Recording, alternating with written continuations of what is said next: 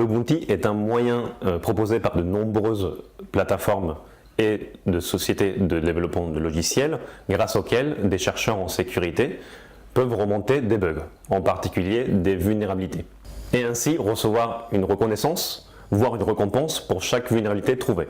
Lorsqu'on parle de bug bounty, on parle souvent de programme de bug bounty. Il faut savoir qu'il en existe essentiellement deux types, un dit public et un autre dit privé. Le public est celui ouvert à tous. Il est souvent organisé par les entreprises elles-mêmes. Il est souvent organisé par des entreprises qui sont déjà assez matures en termes de sécurité SI. Pour en citer quelques-uns, Google, Facebook ou Amazon. Et le deuxième est celui géré par des plateformes de bug bounty qui vont faire l'intermédiaire entre les chercheurs et les entreprises. Ces dernières se limitent souvent à une communauté réduite de chercheurs.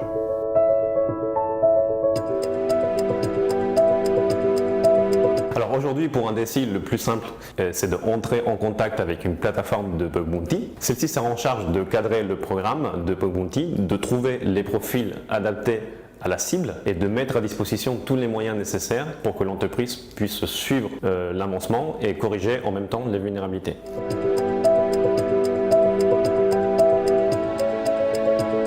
Avant de lancer un programme de bug bounty, il faut déjà avoir réalisé des tests d'intrusion sur l'application qu'on souhaite auditer. Pour le DSI, le plus simple aujourd'hui, c'est de s'adresser à une plateforme de bug bounty reconnue sur le marché. Les équipes en charge du programme doivent bien définir le périmètre à auditer. Par exemple, dans le cadre d'une application web, il faudra donner les URL à auditer.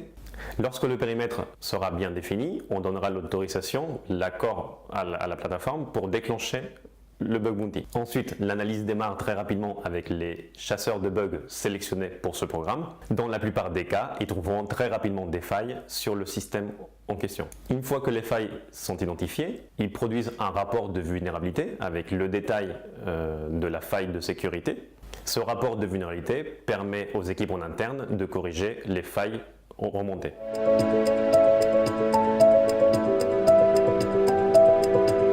Oui, on peut faire confiance aux plateformes de bug bounty si trois conditions sont réunies. Tout d'abord, un bon cadrage du programme. Ensuite, que le périmètre soit bien défini. Et, bien entendu, faire appel à des vrais professionnels.